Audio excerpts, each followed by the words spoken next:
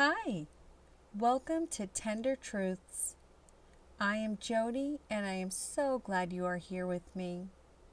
I just wanted to take a few minutes today and sit with you and talk about something that really stayed with me this week. So, as most of you probably know, this past Sunday was Palm Sunday. And I will be honest with you, I did not even realize that at first. I was sitting in church getting ready to take notes, and my pastor said, "It's Palm Sunday." And without even thinking, I wrote down Psalm Sunday. I literally wrote a book of the Bible down in my notebook. I remember just staring at it for a second, thinking, that doesn't sound right. And then it hit me. That is not what he said. And I kind of panicked because my sister was sitting right next to me and I did not want her to see what I had just written. So I crossed it out. And then I did not just cross it out, I scribbled over it. Like, really made sure it was gone. Which, if I'm being honest, was probably more out of embarrassment than anything else. And I kind of laughed to myself. But then something else settled in. I have gone to church service after church service, hearing Palm Sunday, and never really stopping to understand what it actually meant. And as I started listening to the sermon, it finally started to come together. Palm Sunday was the moment Jesus was entering Jerusalem, and people were lining the streets. And I really tried to picture that, not just as a story, but as a moment that actually happened. Crowds gathering, people pressing in, trying to get closer, trying to see him. Some were laying down palm branches, others were taking off their coats, placing them on the ground in front of him, almost like they were preparing a path, making a way for him to pass through. And he was riding on a donkey, not in power, not in status, not in the way people might have expected, but in humility. And they were shouting, "Hosanna in the highest." And I can almost hear that. Voices overlapping, people calling out, the energy of the crowd building.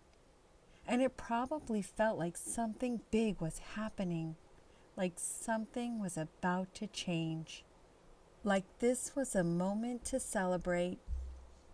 And I just sat there thinking how powerful that must have been to witness. But what really stayed with me was this. Jesus knew where he was going. And I just sat with that for a minute, because it is one thing to hear that, and it is another thing to really think about it. He knew this was not just a moment of celebration. He knew he was finishing his earthly ministry. He knew he was walking toward the cross. And yet, he still entered into that moment. He still allowed himself to be surrounded by people praising him, knowing what was ahead.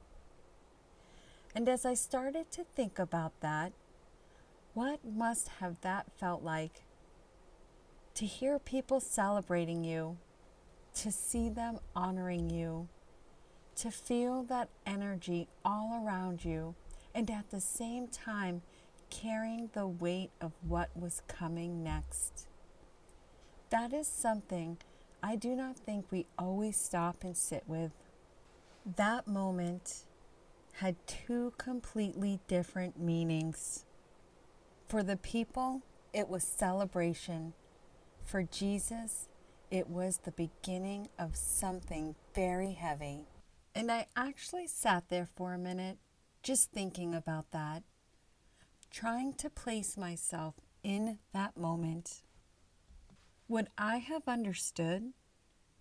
Or would I have been one of the people caught up in the excitement, cheering, celebrating, thinking everything was about to go a certain way, not realizing what was really happening right in front of me?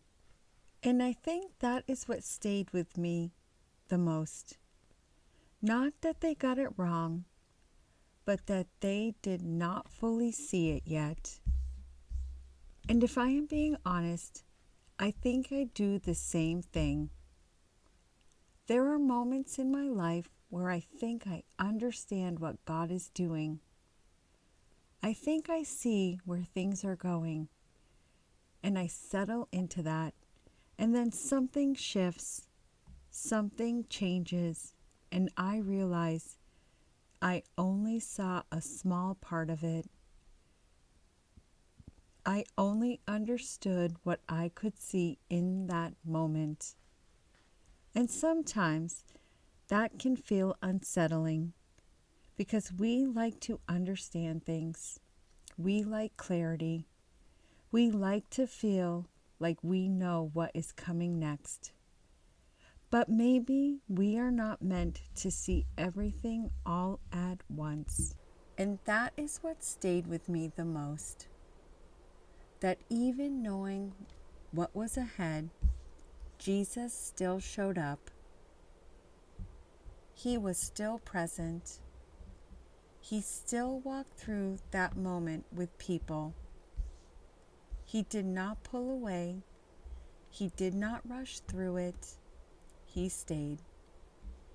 And I think there is something really powerful in that, because in our own lives, when things feel uncertain or unclear or even heavy, our first instincts is to often pull back, to try to figure everything out, to make sense of it, to look for answers.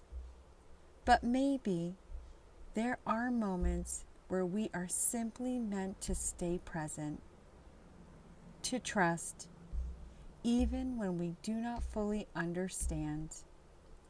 And I think about that moment again, people celebrating, people praising, not realizing what was coming next. And yet, God was still working in that moment. Even in what looked like celebration, something deeper was unfolding. And maybe that is true for us too. Maybe in the moments that we feel quiet or unclear or unfinished, we are not missing something. We are in the middle of something. Something God is still unfolding.